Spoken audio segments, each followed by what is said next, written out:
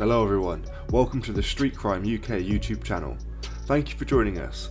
Please don't forget to like, share and subscribe for more exciting true crime content. Today we look at two cousins from Sheffield who are both behind bars for manslaughter over fatal stabbings in the city 3 years apart. Isaac Ramsey, aged 18, was convicted of manslaughter last week over the death of 35-year-old Marcus Ramsey, who was knifed when violence flared at a house party last summer. Marcus, a dad of two, was trying to protect his brother from Isaac Ramsey and Ruben Moreno, also 18, who had both arrived at the gathering in Horninglow Road, Firth Park, armed with knives. A 24-year-old man was slashed across his chest and abdomen at the party, triggering a chain of events which led to a fatal stabbing of Marcus. Mr. Moreno of Oldfield Way, Longley, was found guilty of murder, while Ramsey of Andover Street, Burngreave, was found guilty of manslaughter. They were caught on CCTV producing their knives and then fleeing as the victim lay dying. The pair went on the run for a number of weeks. Mr. Ramsey was also convicted of wounding with intent after a stabbing in Gower Street, Burngreave in December 2019. Following a minor car crash, Mr. Ramsey knifed the other driver, who was unarmed, 4 times, leaving the 33-year-old with injuries, including a collapsed lung. Mr. Ramsey and Mr. Moreno are to be sentenced next month. Mr. Ramsey's cousin Noel Ramsey is also serving time for manslaughter after a fatal stabbing at the Centertainment complex in Sheffield in 2018. Mr. Ramsey, now 22, of Nottingham Street, Burngreave, killed Fahim Hersey in a knife attack outside the Cineworld cinema. He pleaded guilty to manslaughter and was jailed for 5 years after claiming to have been acting in self-defense, after being stabbed himself when his group of friends clashed with Fahim's as they both turned up to watch a film. He said he picked up a knife dropped by one of Fahim's friends and lashed out. Mr. Ramsey was arrested after seeking hospital treatment for his own stab wounds. He is eligible for parole next June. After he was jailed, it emerged that he was the nephew of Lester Divers, 32, who was shot dead at point-blank range in his car outside his home in Freedom Road, Walkley, on New Year's Day 2003. During the trial of suspects accused of involvement in his death, it was revealed that Lester was killed in a well-planned and cold-blooded execution as a result of a turf war between rival drug gangs. Sheffield Crown Court heard how Lester was part of a gang responsible for a series of crimes against other drug dealers and criminals. He and his associates were alleged to have tortured and kidnapped a number of victims in the run-up to the murder, taking thousands of pounds off them. Gunman Michael Euler, who admitted shooting Mr. Divers, opened fire because he feared for his own life. His barrister told Sheffield Crown Court that 3 men, one of whom was Mr. Divers, tried to kidnap, torture and kill Mr. Euler to get information about a rival Sheffield drug dealer he was working for. Mr. Euler, formerly of Honeysuckle Road, was jailed for life along with getaway driver Kevin Smith. What do you think about these relatives being arrested for fairly similar crimes? Where do you stand on the nature versus nurture argument? And what do you think about people arming themselves up for everyday life? Personally, I think that's only ever done out of fear, whether the person admits it to themselves or not. Thanks for joining us today. If you enjoyed the video, don't forget to give it a like and a share, and leave any thoughts or suggestions you have in the comments section. We love to read through them all. And if you're new but enjoy UK true crime content, then subscribe to see when our newest video releases. And as always, stay safe.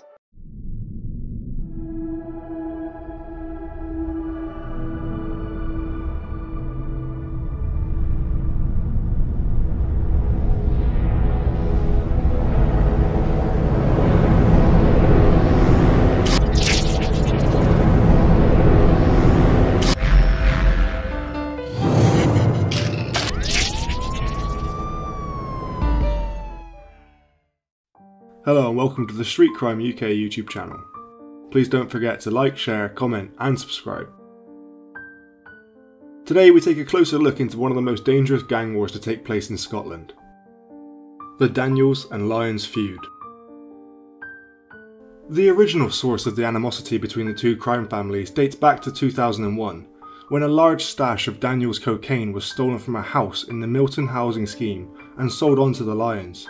Milton was Lyons' territory, and they felt the Daniels from nearby Possil were making moves on their turf. For almost 2 decades now, the bitter feud between the two gangs has seen fatal and non-fatal shootings, knifings, vehicle hit and runs, firebomb attacks, police corruption, witness intimidation and drugs, shed loads of drugs. For the most part, the Daniels have been at the top. The Lions, headed up by Stephen Lyons, thought to be in Dubai after a targeted gun ambush in 2006, fled Scotland to Spain. His cousin, Michael, died in the attack. Hitman Raymond Anderson and James McDonald were convicted of Michael's murder and jailed for life. The Lions are alleged to have forged links with the Dublin crime family, the Kinahans. The Lions have enjoyed immunity and establishment approval since 1992, as Eddie Sr., already well known to the police, was given disused Churnside School in Milton as a community project. He was given $1.4 million in public funding, all whilst using the place as a headquarters of his crime empire. Other known associates of the Lions from Paisley were Stuart Specky Boyd, Robert Piggy Pickett, and George Goofy Doherty. All three are some of the most violent and dangerous villains to ever pick up a blade. They targeted Mark Rennie in 1995 for a £40 drug debt that spiralled out of control. For the first attempt on Rennie's life, Piggy got 12 years and Goofy got 7. Also from Paisley and part of the Lions gang are Stuart Gillespie and William Basil Burns. Stuart, in a separate incident, shot and killed Rennie and was given a 25-year sentence. The Daniels family has been run by Bonzo Daniels since the death of Jamie Daniels in 2016 from cancer. It's also been said that the matriarch Annette Daniels, Bonzo's mum, and was once married to Ian Blink MacDonald, is in charge. She recently called Daniels' syndicate members to a meeting in Dubai. Before Jamie Daniels' death, he was moving between safe houses and was flanked by ex-military armed guards. His death left a vacuum that saw attacks increase.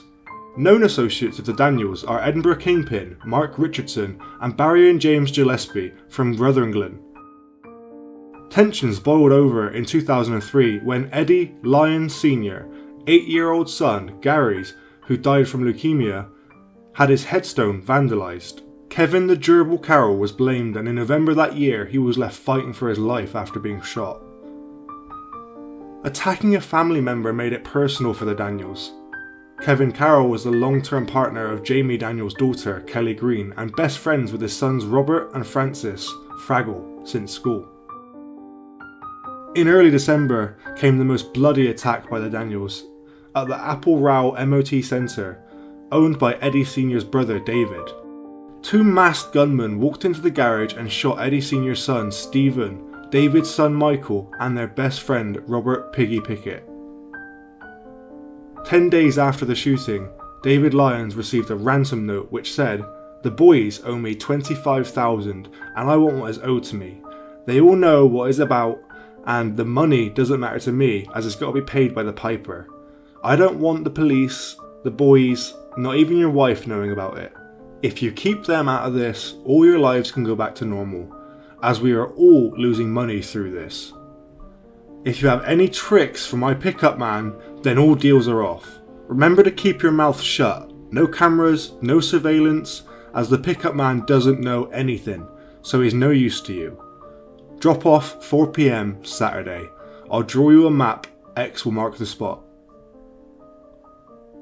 Kevin the Gerbil Carroll was suspected of giving the order for the hit and police questioned him, but no charges were brought. In 2008, James McDonald and Robert Anderson were found guilty and ordered to serve a minimum of 35 years in prison, the longest sentences ever handed down by Scottish courts. This was, however, reduced upon appeal.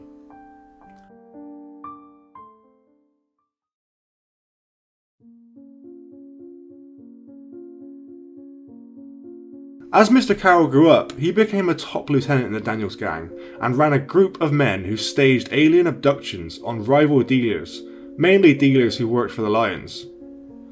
They were called alien abductions because so-called victims were usually found wandering in a state of undress and would claim not to remember anything afterwards. Mr. Carroll was by most accounts a maniac and incorrigible, not a great combination. One story suggests that the alien and abduction crew robbed a rival dealer of 4 kilos of cocaine, and Mr. Carroll told him, "You're taxed, you bum." In July 2007, Mr. Carroll was sent to prison for 18 months for possession of high-velocity ammunition. Mr. Carroll met his demise on the 13th of January 2010, as he sat in the back seat of a black Audi outside Asda Superstore in Robertson. There is little doubt he was set up, and a police officer was jailed for leaking information to the alleged hitman. Mr. Carroll was approached by 3 gunmen as he sat in the Audi. The child locks had conveniently been on, leaving him no way to get out, and shot him 5 times through the window as the men in the front seats fled. One of these men phoned Francis Fraggle Green, Mr. Carroll's longtime friend, his partner Kelly's brother, who arrived before the police and searched Carroll's body, removing his mobile phone. In the year before his death, it's alleged that Mr. Carroll had made $1.5 million from taxing drugs, cash and jewellery. William Patterson, part of the Lions gang, was convicted of Mr. Carroll's murder, even though he lodged a defence that more than 6 others could have carried out the murder. He was caged for 22 years in 2015.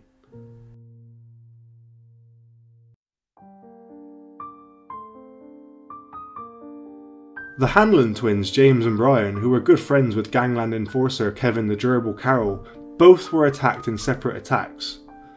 Brian was driving along Mary Hill Road, Glasgow at 11:30 PM on a Sunday evening when he was run off the road by a silver BMW 5 Series and a dark coloured 4x4. His Audi S4 estate hit a wall and he was hauled out and attacked by up to 7 thugs armed with chisels and hammers. Brian's penis was chopped off in the attack, as well as his injuries to his back passage, multiple fractures and a severe head injury. Just weeks before, his own twin brother James had holes bored in his head with a power drill. James was pursued while driving his silver Vauxhall Vectra for 4 miles by unknown assailants in a black Audi. They proceeded to ram his car, and another vehicle that had been waiting in a lane rammed James's vehicle again. 6 men armed with power tools, hammers and chisels had piled out the 2 vehicles and chased James, who tried to run. They pinned him down and proceeded to drill holes into his head. This brazen attack happened in broad daylight and James only survived as passing motorists rang 999.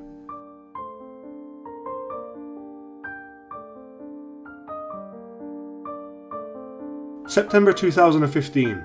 Ross Sherlock, an associate of Kevin the Gerbil Carroll, was outside St Helens Primary School as he went to pick up his daughter whilst wearing a bulletproof vest, where 3 shots were fired and 2 hit him in the arm. William Burns and Alexander Porter stood trial for the shooting. Mr. Sherlock was accused of stealing £2.2 million from a house in Castlemilk. He had previously been stabbed in the face with a car key in the Prince's shopping mall by Mr. Sherlock. Mr. Sherlock was accused of stealing £2.2 million from a house in Castlemilk. He had previously been stabbed in the face with a car key in the Prince's shopping mall. Mr. Sherlock had 6 attempts on his life in total due to the war with the Lion Syndicate. In one of those attempts, he was shot at close range back in 2006 alongside Kevin Carroll. In March 2017, Christopher Dixon attacked Ross Sherlock, who was on remand for failing to give evidence against the 2 men on trial for shooting him. But there are conflicting reports, as another article names a Mark Quigley as carrying out the assault and it mentions just a scuffle. Mr. Dixon attacked Mr. Sherlock in Low Moss Prison, slashing his neck after an argument as they left the church service. This seems to have stemmed from an internal Daniels clan dispute. Xander Sutherland, son of the late Jamie Daniel, was said to control long-term Clyde Hall and knows the Dixon brothers. The prison report fails to mention a weapon and Mr. Sherlock went on to the protection wing. James and Robert McCann, who were jailed in 2019 for kidnapping and assaulting a man, and both serving 7 and 8 year sentences, were hired as jail hitman by the Daniels. Robert ended up in solitary after attacking inmates related to the Lyons family. James McCann, who was suspected of the murder of James Goofy Doherty, who was knifed in the street and run over 3 times in 2006, was slashed in HMP schools for making threats. SPS struggled to keep a lid on the feud between Daniels and Lyons, after the police ran Operation Crackdown, which saw a large number of foot soldiers sent to jail.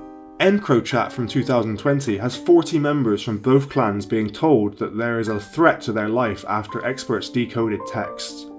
Francis Fraggle Green, Jamie Daniels' son, he is also friends with Towie star Mark Wright, was sentenced to 3.5 years in 2012 for ordering a gang to beat up a gran. Robert Daniel got 3 years for his part in the attack on Suzanne Simpson.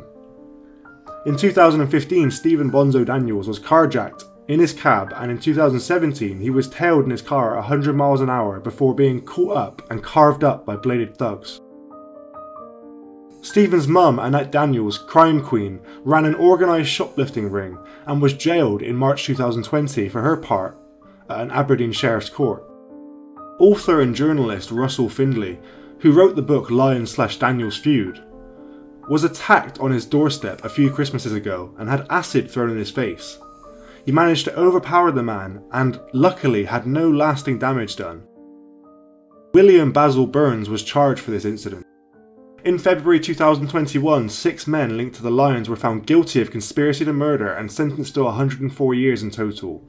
These men are appealing conviction as a miscarriage of justice. James McGregor, who is linked to the Daniels and Lyons family feud, was gunned down in the street a short while after a close associate of Kevin Carroll, who is said to be part of the alien abduction crew, had rammed a car with a van. The shooting happened in broad daylight in front of people and 3 kids. The shooter walked up to James McGregor and blasted him in the chest at close range. The gun jammed on the first shot. Saturday, the 11th of September 2021, Robert Daniel, nephew of late James Daniel, was held down by 4 men at the Dawes Home Recycling Centre at Anniesland, where he works, and they hacked at his head, back, legs and arms with machetes. It is thought to be a revenge attack for James McGregor's fatal shooting the week before.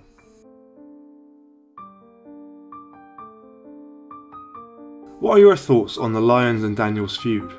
Thank you for joining us today. If you enjoyed this content, don't forget to like and share, and if you're new to the channel and want to see more Street Crime UK content, then subscribe. Hello and welcome to the Street Crime UK YouTube channel.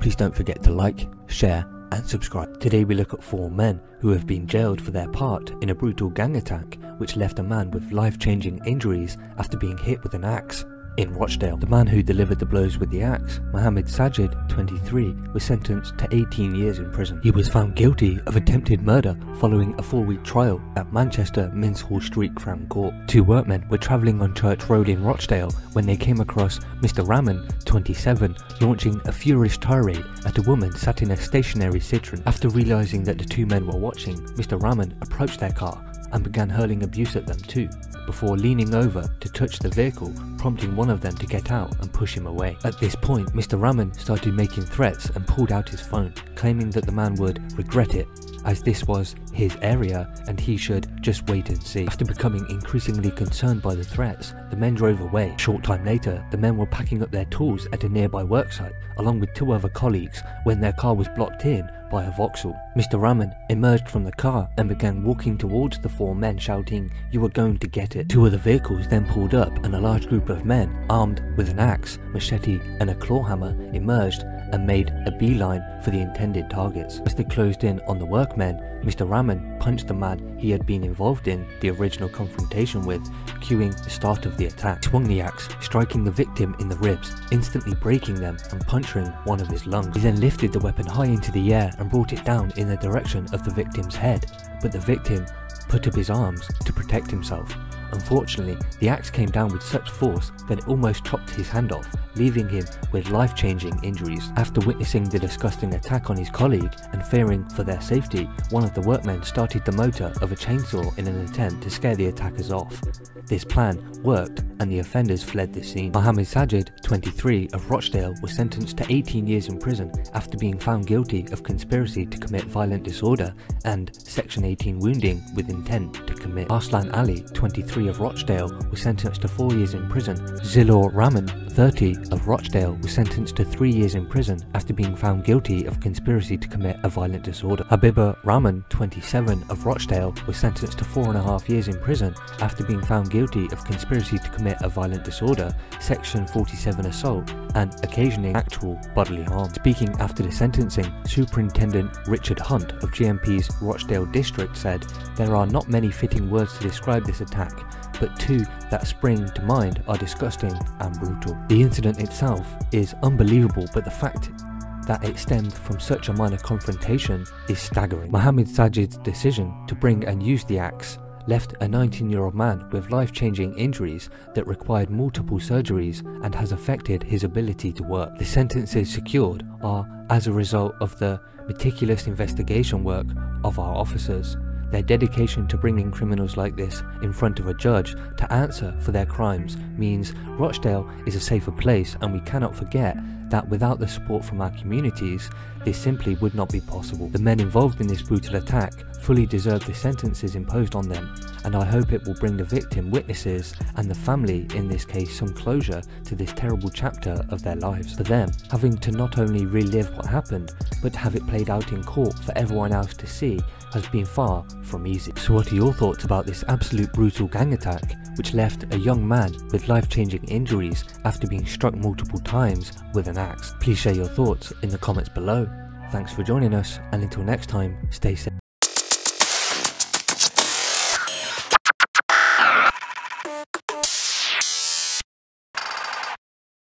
Around about 8 o'clock, the police find Marcus Cox, our victim, shot in the street.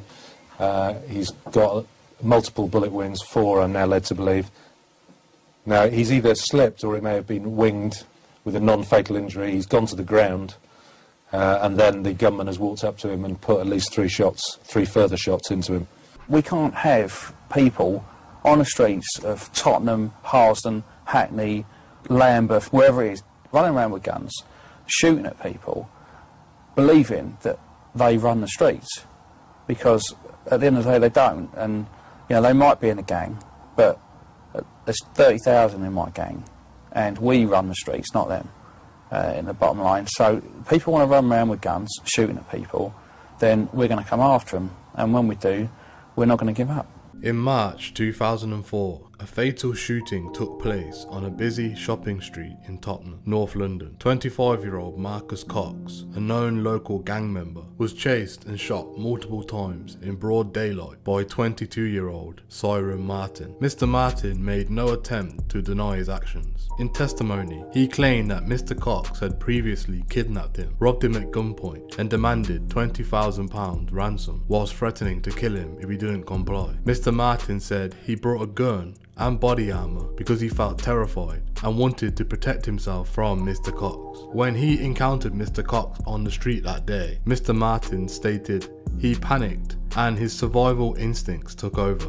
Prosecutors characterised the shooting as an execution-style revenge killing, but Mr. Martin's defence attorneys were able to convince the jury it was an act of self-defence in response to credible threats made against Mr. Martin's life by Mr. Cox. While the jury acquitted Mr. Martin of murder, finding him guilty of manslaughter due to provocation, many in the community felt justice had not truly been served. The case highlighted complex ethical issues about limits of self-defense claims and the criminal justice system's ability to address broader social problems underlying the violence. While Mr. Cox had a violence history, was it acceptable for Mr. Martin to shoot him multiple times in public surrounded by innocent people? Can fear for one's life ever justify such vigilantism? The technical legality of self-defense could not erase the moral grey area around proportionality. For witnesses who saw Mr. Cox gunned down in cold blood, the verdict based on Mr. Martin's self-defense rationale left a feeling that justice was incomplete. The case pointed to deeper social problems in communities plagued by crime, poverty, and lack of opportunity. It raised nuanced questions about individual rights, ethics, and self-preservation,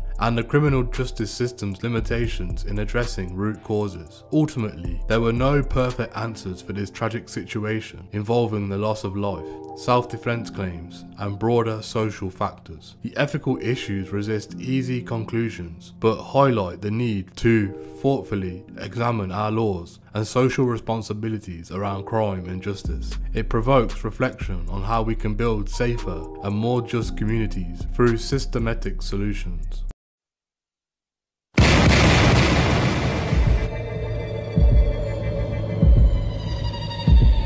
Arrested for attempted murder.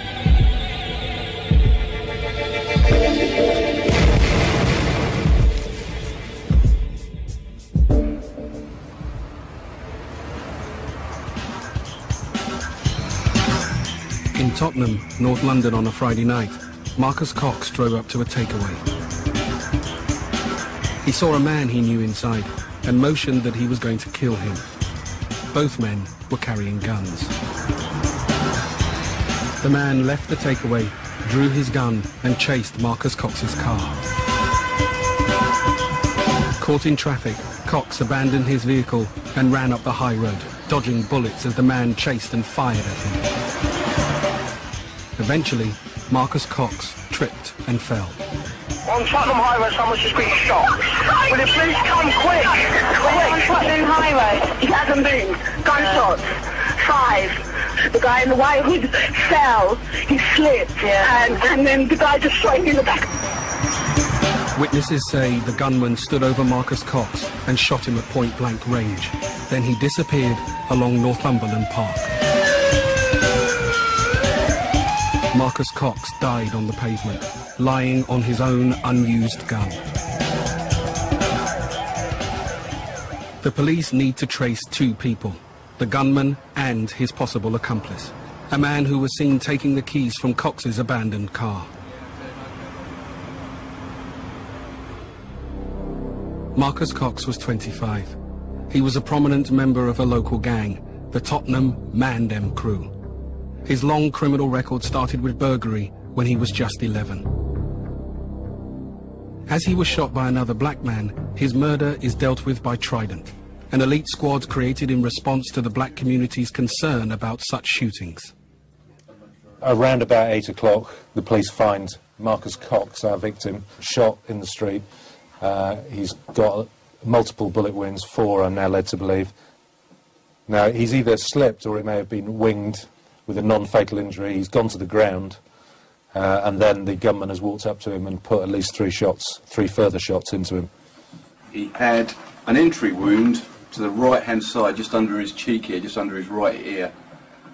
That bullet appeared to go right through his head, through his mouth, and pop out the other side. We believe, because the bullets come out and then got back in again, as if he was lying on the pavement, it's hit something, ricocheted, and gone back in, and the bullet was found just behind the skin. It's literally gone horizontal across the body. On his left shoulder, there's an entry wound. It's gone through the shoulder, down, straight down, and hit the top of the main vessel above the heart. It's a mess, it's just blown to bits, and that's what would have caused his death. Detective Sergeant Mark Brooks has worked exclusively on North London crime for the last 12 years. We can't have people on the streets of Tottenham, Harsden, Hackney, Lambeth, wherever it is, running around with guns, shooting at people, believing that they run the streets. Because at the end of the day they don't, and you know, they might be in a gang, but there's 30,000 in my gang, and we run the streets, not them, in the bottom line. So people want to run around with guns, shooting at people, then we're going to come after them, and when we do, we're not going to give up. 70% of London's shootings are between members of the black communities. In the last 5 years, over 100 young black people have been shot dead. Tottenham in North London is best known for its Premiership football team, but it's also a breeding ground for gun crime. Some black youths are tempted into a gang culture of drugs, money, and guns. The day after Marcus Cox's murder, specialist teams searched the 180-metre stretch of Tottenham High Road where the chase happened. They find 8 bullet casings. 1 bullet hit a phone box, and another a passing car. It was extremely lucky that no one else was hurt. Trident's North London murder team is 33 strong. They search for clues in Marcus Cox's past that might lead to a motive and the killer. As he was a notorious gang member, the list of possible suspects is large and growing. Detective Inspector Scott Wilson leads the case. It's the 35th murder he's investigated in the last 10 years. It's going to be a very difficult case for the simple reason Marcus did have a criminal background. He had over 70 convictions, and he did have a lot of enemies. He did have a lot of friends, as we know, but he did have a lot of enemies as well.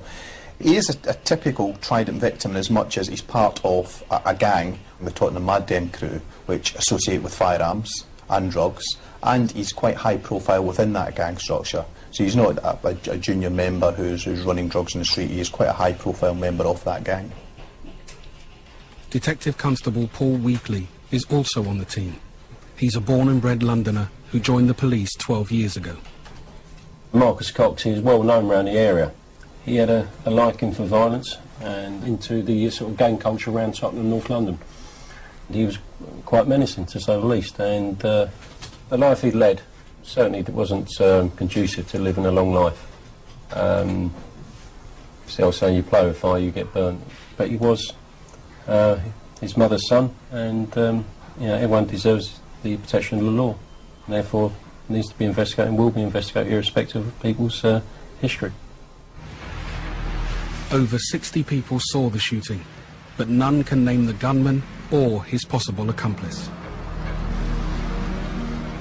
Detective Constable Reg Rawding is at the murder scene appealing for more information.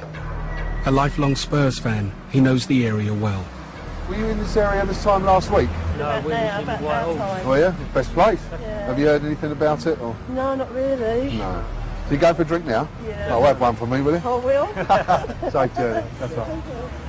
Quite busy as you can see, but I mean, it's just really being lucky to find the people who may or may not have been here last week. Unfortunately, I haven't spoken to anybody who was actually here. I mean, I've spoken to 2 or 3 people who were here just before or just after, but we will persevere, hopefully.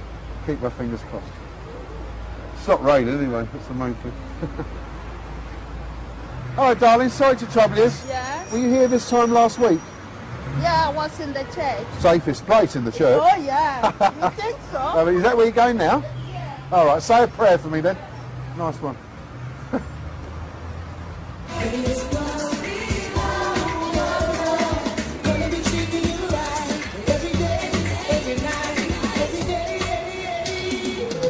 Trident doesn't only investigate shootings. Some of its 350 officers and staff work proactively with the black community to raise public awareness about the gun crime problem. John Coles is head of Trident. This is the Respect Festival, which is a multicultural festival in Victoria Park in East London. We've got a Trident stand here because obviously it's an opportunity for us to actually get into the young black kids in particular, because Trident's not only about targeting the gunman, it's about trying to prevent young kids getting involved in gun crime in the first place.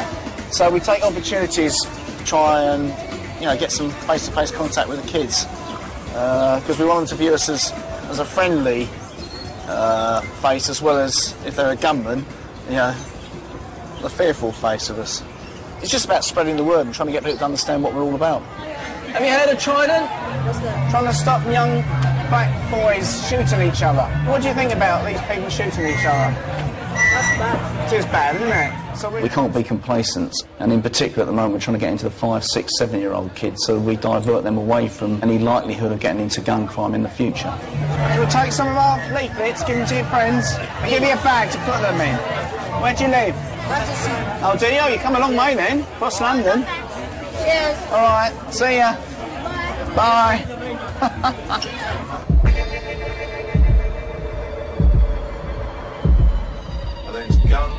Detective Constable Rod Austin has been with Trident since it began in 2000. He's part of another team that investigates non-fatal shootings in South London. Gun crime spreading, and it's not just spreading within the black community, because we have got a gun culture. There's no doubt about it. We're simply adopting what's happened in America at the end of the day.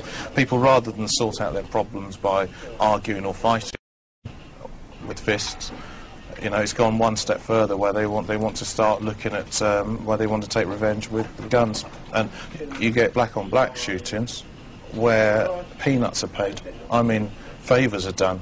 You know, just go and shoot him. Or they go and say to some youngster, here's a couple £100 walk round the corner and shoot him for us, and they do it. It's madness, it's absolute madness.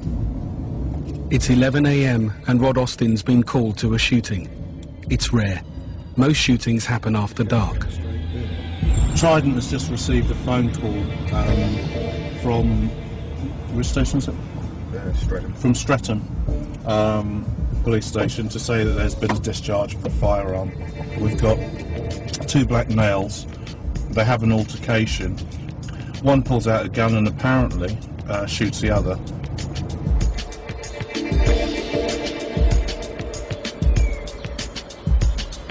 Just to run through it, we've got 11:13, the fight at that bus stop there, and there's 2 guys with guns. Yeah. One guy's been shot. He's got entry and exit wounds to the right upper thigh. Right. We've got a MAC-10 in a pink bag. A MAC-10? MAC-10. Jesus. The MAC-10 is a lethal machine pistol that fires 1,100 rounds a minute. It was the weapon of choice for US Special Forces during the Vietnam War. Just before you get to the barrel of the weapon, you can see some green tape. There's a small silver object attached to it, and that creates a laser, which will obviously switch on, point at the target, and it'll help them to obviously shoot the right target. Very crudely done, but at the end of the day, relatively effective, because you get the laser sights at the right person, it'll just generally find the right direction.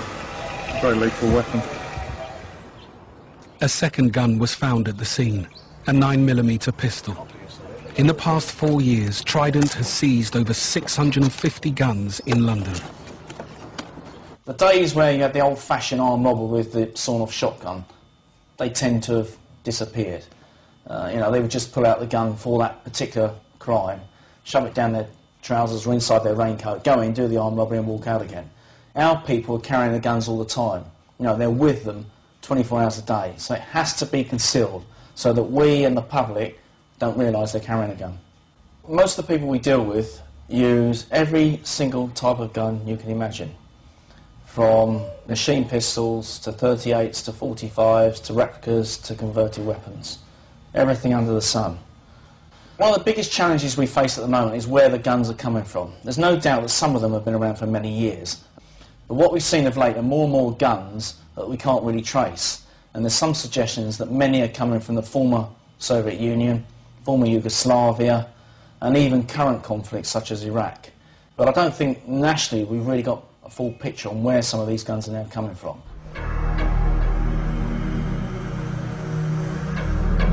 It's 5 days since Marcus Cox was gunned down in Tottenham. Some locals in the black community are now coming forward with information. 4 different people have been put up as the gunman. Each had a motive. Trident learned what might have provoked the shooting. 2 nights earlier, Marcus Cox trashed the Jamaican's car after a fight in a snooker hall. The team turns out in force to see if anyone will confirm this story. They succeed.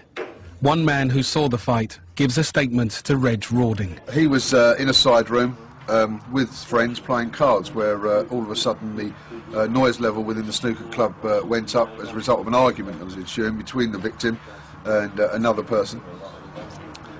They went out to investigate, and within seconds the snooker balls were picked up and were being thrown around the snooker club.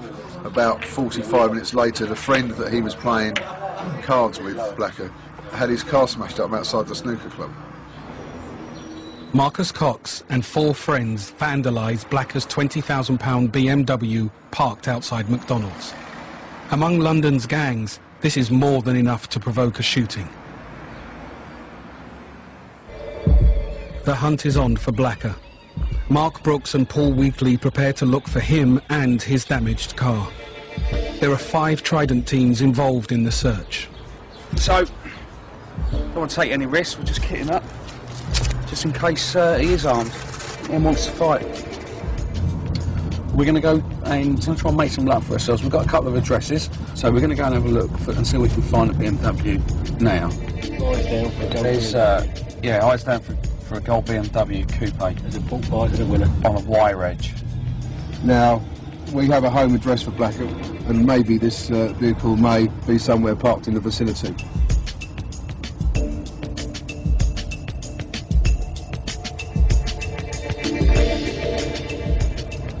We have obviously a murderer, or we believe to be a murderer at this stage, which intelligence suggests is a murderer, and he may still have access to that firearm or other firearms.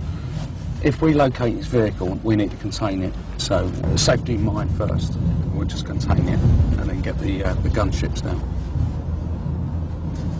probably up until 5 years ago, we would have just stepped in and knocked on someone's door, not worrying about our own safety, but the rules have changed now, unfortunately. And it's like when we were at school, we used to fight with fists. Now it's gone through the knife stage, and now it's at guns. So they don't fight fairly. They don't find Blacker or the car. But the next day they have more luck. The car is spotted and impounded.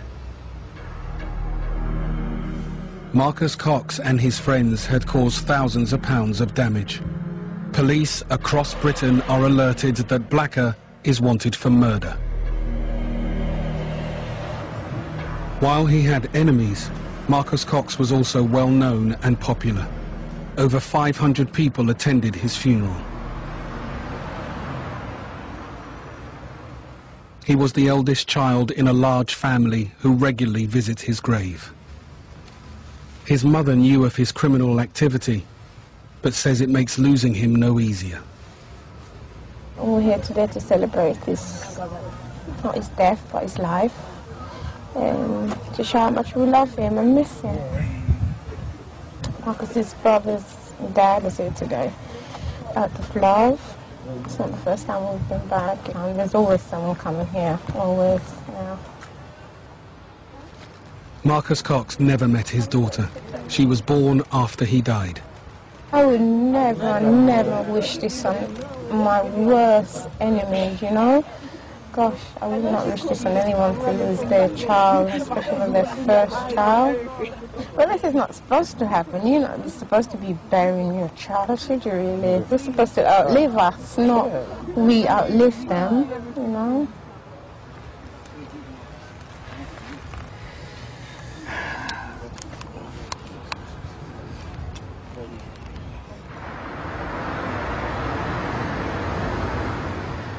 John Coles heads to City Hall for a meeting with leading figures from London's black community. They act as Trident's independent advisors.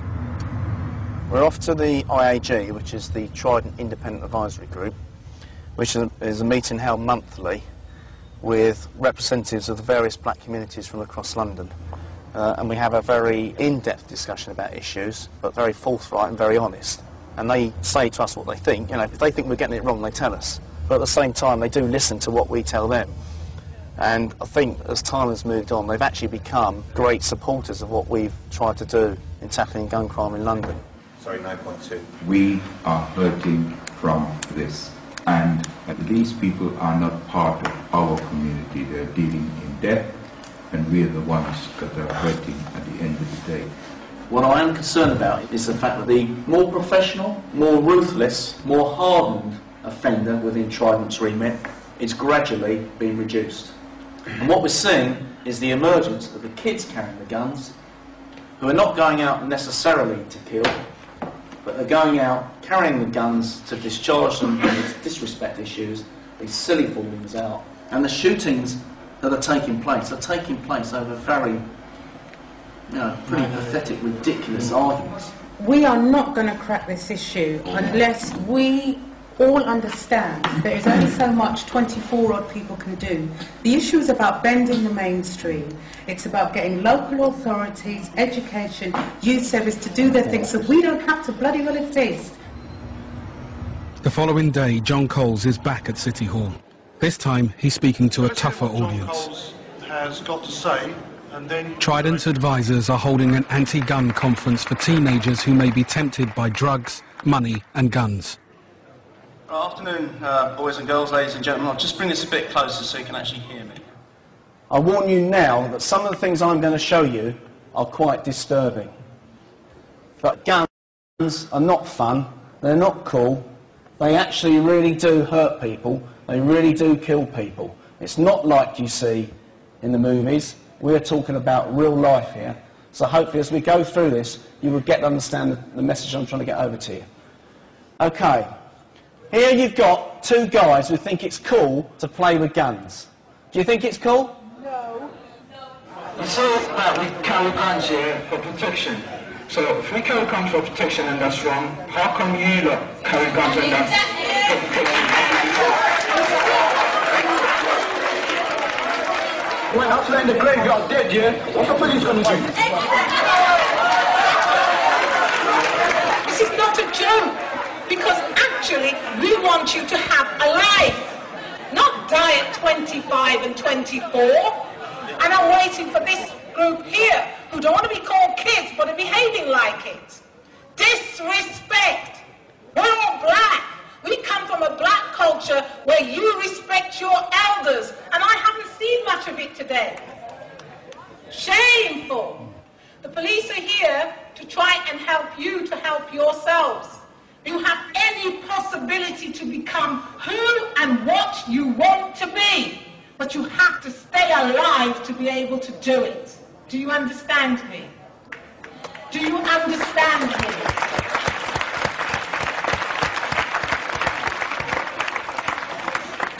Right, next one please. That hat is the start of a trial to someone who's been shot dead. And he was chased down a North London street. His hat fell off first of all. Then, in his panic to get away from the gunman, he lost his shoe. Can you imagine how this guy's feeling? You've got someone with a gun coming after you. Imagine how he feels. And that picture there is a reality of life of what guns do to people. And if you go down this path, you're going to end up in one of three ways. If you're lucky, you're going to get nicked by a trident. If you're not so lucky, you end up dead, because that's the reality, or you end up seriously injured. In South London, Rod Austin investigates another shooting. A gun has been used during a petty dispute. This quiet street was the setting for an attempted execution, when an innocent man had a minor traffic accident with the wrong person. A young lady is driving down the road. She's got no driving licence, no insurance. She was in a rush and collided with another car. And, you know, the damage to the cars are minimal. In fact, you can hardly see it. It's basically just scratches. It's got a bit, you know, you've got some paint chipped off there. And that's literally all the damage was. Basically, an argument ensued, as usual with most road traffic accidents, as to who was to blame. Jason Charles pulls out a gun, puts it a matter of inches away from our victim's forehead, and discharged the gun. By chance, the gun exploded. The victim was injured, but survived. The victim's statement's quite graphic, and he tells us that it all virtually happened in slow motion in the way he sort of raised the gun to his head. He then racked the weapon and held it there for a second. And he said basically his whole life simply froze. And he said he was just, all he could think was, I'm going to die here, I'm dead. And he said time just stood still. And then he said suddenly he saw a bang, a flash, and Charles had discharged the gun. A bullet hit the victim in the centre of the forehead, fragmented beneath the skin, and basically disintegrated. It just simply, well, it just simply disintegrated, and that was it. He's very, very lucky. He should be dead from that sort of distance, no doubt about it. Rod Austin thinks the gunman is Jason Charles. The car involved in the crash belongs to his mother. He is 25 and has 6 previous convictions for drugs, robbery, and carrying knives.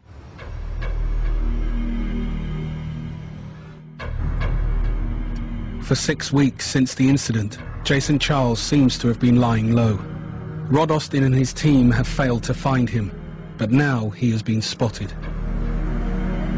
Jason Charles has been seen entering a house which Trident are now watching. A convoy of officers are nearby, ready to move in and arrest him if and when he comes out. Armed teams are moving up. We let the armed officers go in and do everything first. Will you hold it 1 second? Yeah, fair, go. It's a change of clothing. Right. We're moving up now we're now heading towards the Walworth Road. Jason Charles has left the house. Trident deal with gunmen like him all the time, yet their officers aren't armed. The suspect knows he's wanted and may be carrying a gun, so specialist armed police will stop him. The police have got to be very, very careful with someone like him. He's the sort of person that, if he's armed, may well turn his weapon on a member of the public or a police officer. Right, that's done. Right. Everyone stays put. We put the dogs through. We're basically, the arrests are being made now. obviously everyone's detained first, and we ensure that everything is done quite neat and tidily. They'll be handcuffed, put in plastic cuffs, and we will formally go up and execute the arrest. Right. I'm going to enjoy this one. Yes, come on. Jason Charles was with a friend. Both have now been stopped by the armed police.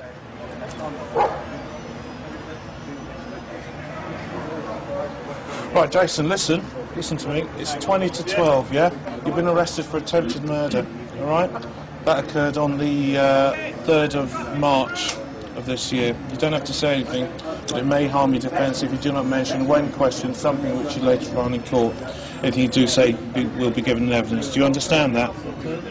Jason, do you understand that? OK, that's a yes for now. Jason Charles is not carrying a gun, so the arrests have been made without risk to anyone. Another good Trident operation, yeah.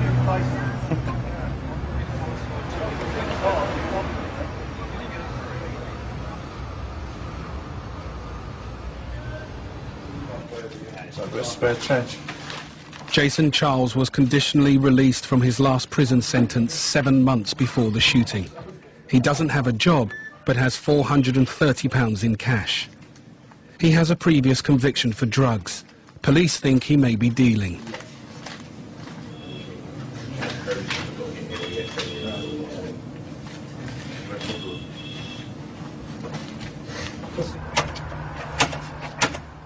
With Jason Charles safely in custody, Trident want to find his gun. They are going to search the house he was in earlier. They don't know who's inside. It's 2 a.m. They don't get a welcome reception. No, you don't do that. That's the first thing that you don't do. We're police officers, all right? All right, there's kids in here, for fuck's sake. Well, fucking calm it down then. Trident want quick access to every room to prevent the disposal of evidence and reduce the threat from people inside. It's Ed Nate, my uncle's in there. We tried asking you, I'm afraid. I told you. You tried asking you. Heard me. I said it's my uncle. Right. Should we have a chat? Right, come here. I just see she's all right. She's all right. Right, Jason's obviously been arrested. Has he? Yeah. Jason's been arrested, and we've come to search this address.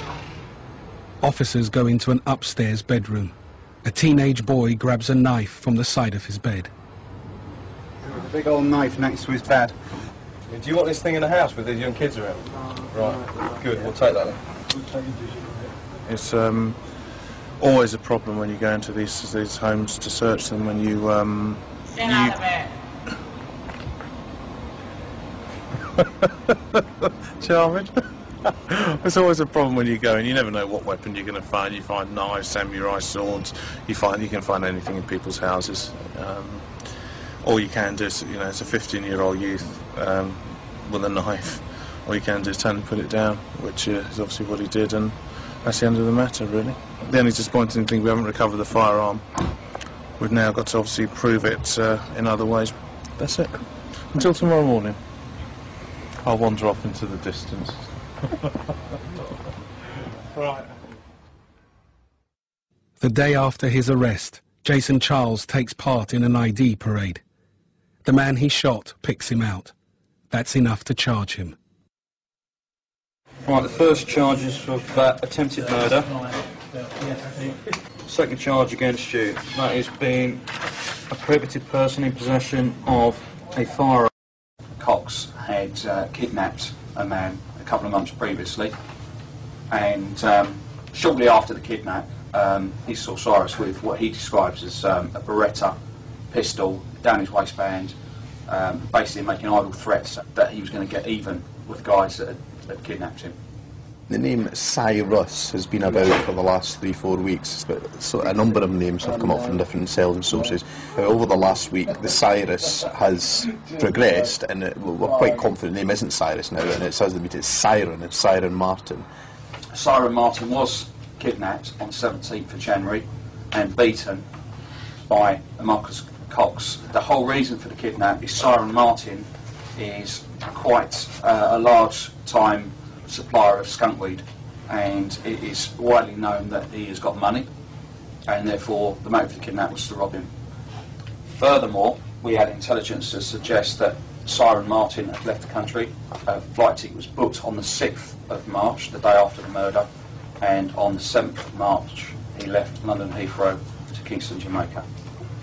With a lot of these suspects that have come up, they've all been victims at one stage of Marcus Cox. So there's obviously a lot of people out there that had motivation to do this, but without a doubt this has to be the mainline inquiry at this stage. During the kidnap, Siren Martin managed to escape before his family paid the £20,000 Marcus Cox had demanded. But Siren Martin refused to tell the police what happened. Dale, come back for it, mate. We need a bit of aggression. Although they believe Siren Martin is in Jamaica, Mark Brooks's team have a warrant to search addresses they think he used in London. They're after evidence linking him to the murder. First, they go to his family home. They don't know who might be in. Police! Police officers! Stay where you are! Police!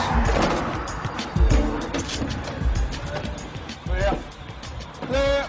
Bathroom, bedroom. There's a bedroom here, which is obviously his bedroom. He's obviously grabbed a few bits and just left. The house appears to have been abandoned. A sniffer dog is brought in to search. They still need to find the firearm used in the murder. I don't think anyone would probably be that stupid to leave the gun here. If anything, they're going to throw it in a canal in a river or something like that. But knowing that the murder took place on Friday, and on Sunday afternoon at 12:40 he's flying out of the country, which is quite rapid, he's not going to have had the presence of mind to cover all the bases. So clothing, phones, correspondence, stuff like that. Hopefully we should be able to make a bit of luck for ourselves and recover some exhibits. Hello, Mark Brooks. While the search continues at the family home, Mark Brooks's team head for another address they think Siren Martin might have used. The occupier will have a reasonable amount of time to open the door. He'll be told that, and if he doesn't open the door, then we'll put it in, we'll smash it through. Even if there's no one in, we'll be going through the door and search. So one way or another, we're going in through that door this morning. The only proviso might be if they got an iron grill across here. Oh, yeah. That would be a bit of a shocker, wouldn't it? Put your head through that box. Hello? Can you open the door, please? There's no answer. They need to break through the door, but it has steel bars running through it. The team's ex-bodybuilder gives it a go. Bounce it. 40 inches. Help! Someone in it? No, don't know. 20 inches.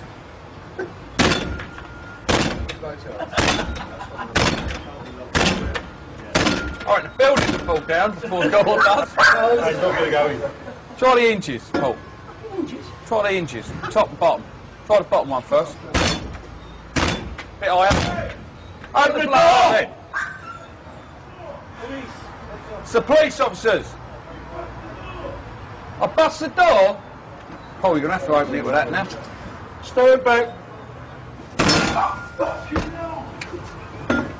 Hello, mate. Police. What's going on? What's your name? Sean. Sean what? Sean. Right, come in. Go through, Sean. Let me explain to you. I'm Operation Trident. How many locks he got on that door? Look, 1, 2, 5. Pick up on the If you try not to make a mess. The flat is searched for evidence, but the occupier is not who they expected. Yeah, okay. Is this your missus? Mine and Mrs. He has no criminal record and no link to Siren Martin. He'd planned a day off work and was fast asleep when Trident arrived. Smooth and renew face, loofah pads. My girlfriend. Oh, you sure? Are you sure?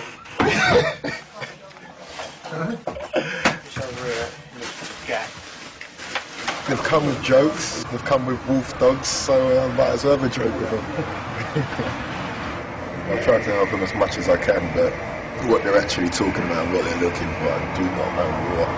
It means nothing to me, so they find anything, but I'm sure they won't. The occupier's guess is right. There's no gun or other evidence at the flat. Very scary. You don't expect to hear so much noise at 8 o'clock in the morning, and to see 6 big burly men just hammering at your door. So it was very scary at first, but you've got to do a job, so I just lead them to it. He said, open the door. I said, you've jammed it. And then he hit it again and it bounced off the hinge onto my head. I thought he was knocking a bit loudly to be the postman, and I was right. None of the teams have found the gun. But in another house, they found a bulletproof vest and newspaper cuttings about the murder. They're obviously showing an unhealthy interest in this particular case, aren't they? Some of the actual guys that do the crimes and that run in these gangs certainly like to read about their own doings. Lots of cloak and cups and lab, and a bulletproof vest, which apparently he took to wearing after he was kidnapped and beaten up. So one would suggest that if you take to wearing a bulletproof vest, that you might be wanting to arm yourself as well. With their suspect in Jamaica, the North murder team turned their attention to his possible accomplice. They view footage from over 250 CCTV cameras. Only one caught any action. It shows a man taking the keys from Marcus Cox's car and running off. The image is not clear enough to identify him. Trident used mobile phone bills found in the searches to trace the calls Siren Martin made in the minutes after the murder. He repeatedly phoned Damien Brown, his mother's boyfriend. Between 8 o'clock and about 25 past 8, there's frantic activity on Siren Martin's phone. He actually makes 12 phone calls in that 25 minutes period. About 10 of those phone calls are to Damien.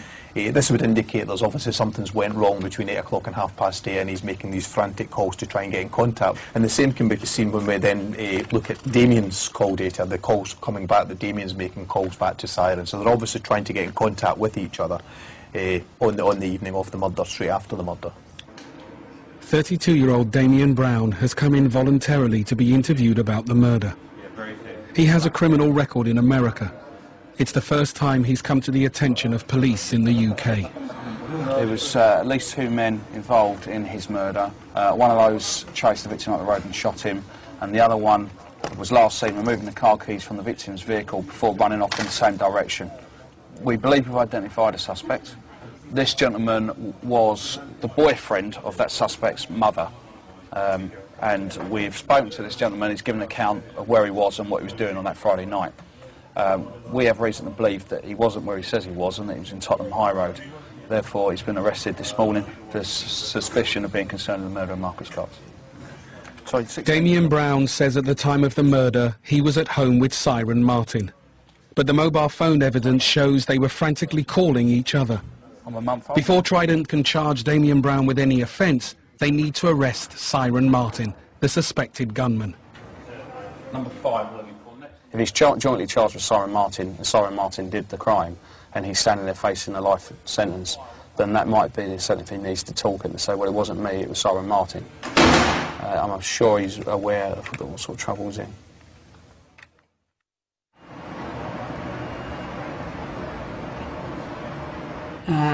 We just need Trident run ad campaigns to win public support. John Coles sees the latest proposals for this year's posters. A few things we can improve, but I think we're getting there. This one's liked by everybody. It can take out a gunman just by one phone call, and I don't think there was any changes to that really, other than making the Trident brand more prominent and stuff like that. Yeah, I've got to say, it is entirely different to anything we've done before, and I'm quite impressed. Whenever the posters have gone up, there has been a decline in gun crime, and there is improved effort within some of the community to try and deal with the problem. Obviously, there are going to be some people that we will never, ever reach. Some of the main gunmen will never be influenced by anything we do, whether it's posters or anything else. I mean, sometimes they're not even influenced by the fact they've been arrested. But what we're actually trying to do is get to the community that are on the edge of this type of activity, to the mums, for example, whose son may or may not be at the stage where he's going to become involved in gun crime. And if, through something we do in one of those posters, influences that mother or that girlfriend to actually influence their son, boyfriend, so they don't take that path, then we've achieved something.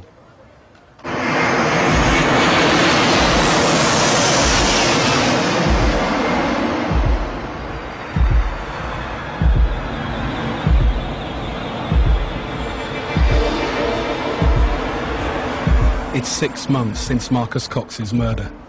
When the prime suspect, Siren Martin, fled to Jamaica, he booked a return ticket for today. The North London murder team are at Heathrow, hoping he is on the plane. Yeah. Do we know what seat number he's in? Can we find him? Go on. 23 Hotel. Beautiful. That's lovely. All right, thank you very much. We're definitely boarded. Lovely. On seat 23 Hotel. So all go. You're number 1, I'll go number 2. We'll go number 3. We'll go number 2, we'll go number 3. He's on the plane, so it means that we can get on with this job, get our interviews done, and hopefully put this to some sort of closure. It's too risky to make an arrest in a crowded terminal, so the team takes Siren Martin from the plane. So we went up onto the plane, and there was Siren sat there, looking all nervous, clutching his passport, landing cards and his Bible. That's why I arrested him on suspicion of murder. But yeah, the other passengers looked quite surprised, to say the least. And he was handcuffed and then transferred into that van there. Mind your head. It's a freezer. We just come back from the Caribbean. No, yeah. Siren Martin is not the usual Trident suspect. He's never been in prison and isn't known to carry a gun. Where am I? Which station am I in? Take a guess. If you guess, you can leave. Collindale Police Station. All right. Your Bible. All he's carrying is a wallet, his passport and a Bible. Sorry, it's just a long flight. Are you thirsty? Yeah. Are you hungry? No, You're not. What do you want to drink? Water. Water? Yeah, please. It'd just be tap water for that, do you? Yeah. Cold, yeah? Siren Martin was kidnapped and held to ransom by Marcus Cox 6 weeks before his murder. But in interviews, Siren is reluctant to talk about it. How did that incident affect you? No comment. Your mother has stated that you changed in your personality so much that in her opinion you were like another person. Is this true? No comment. Your mother has also stated that you took to wearing a bulletproof vest frequently, even in the house. Is that correct? No comment. Now, we've recovered a gun that was next to Marcus Cox. Did he pull a gun on you? No comment. Did he try and shoot you? No comment. Damien Brown, the suspected accomplice, also refused to comment in interview. But then he gives Trident a remarkable breakthrough. He tells them his version of what happened. My client has a statement to read at this point. Okay, you're going to record it? Yeah. Right now. When you're ready. In your own time, Damien. In your own time. I was in Tottenham High Road shortly before 8 p.m. on March 5th. I had gone there to buy chicken for family dinner. Siren came with me to show me where it was. I had absolutely no idea that he had a gun with him when we left. While I was waiting for the order in the chicken shop, Siren said that he could see the person who had kidnapped him. I could not see who he was looking at, but he started to approach a blue BMW. The driver of the BMW got out the car, produced a gun, and aimed it at Siren. He pulled the trigger 3 times, and I presume the gun was jammed because nothing came out. I then saw 2 shots fired in the direction of the driver, who ran across the road, followed by Siren. I went to look at the car because I was concerned there may be another weapon inside. The keys were still in the ignition. I took them out and locked the car for everyone's safety. I ran after Siren to find out what was going on. At the corner of the street, by the tattoo parlor, the driver was laying on the floor. Siren had disappeared. That statement is in my handwriting, but my client has signed it, dated it, and timed it to confirm that he agrees with the content. Alright, if you go with DC Smith there. Alright. Okay, mate. Thank you. Damien Brown has bravely confessed to his involvement in Marcus Cox's murder. He claims he saw Marcus Cox try to shoot Siren Martin outside the takeaway, but the gun failed. He said Siren Martin was also carrying a gun and chased Marcus Cox up Tottenham High Road. Damien Brown admitted being the accomplice seen removing the keys from Marcus's abandoned car. After 6 months of complex investigation into 7 suspects who each had a motive, Trident had the right men. Anywhere this time of night we can get a bottle of Dom Perignon. You all right, mate? Okay? Yeah, man. All done. Huh? All done. How you figure that one? I don't mean in a sarcastic sense. No, I'm not saying that. But there's no bright end to this whole thing. Well, you see it out. No. I'm just saying it took some courage to do that, and that's all I'm saying, mate, okay? The ripple effects of the Tottenham shooting highlight the intricate ethical dilemmas around crime, self-defense and justice. While the jury ruled based on specifics of the case, broader questions lingered in the community and beyond. Had a just outcome been reached, or did the verdict fall short? Where should society draw the line between self-preservation and vigilantism? And how can we address the root causes that breed violence and injustice in the first place? The technical legality could not erase the moral grey area that left many feeling justice was incomplete. Perhaps there were no truly satisfying answers to be found within the confines of the criminal justice system. This heartbreaking case provokes deeper reflections on the ethics of law and our shared social responsibility. How can we reform unjust structures whilst also promoting human dignity? How to build communities where no one feels compelled to such extreme self-preservation? And how can we nurture a justice system that heals both perpetrators and the victims of violence? This incident holds up a mirror to social shortcomings that we must grapple with. The journey towards justice is ongoing. What do you think about this difficult case? Where do you stand on the ethics of self-defense and the boundaries of the justice system? What kind of solutions might prevent such tragic outcomes in the future? We welcome any perspectives on these complex issues on the intersection of law, ethics and community.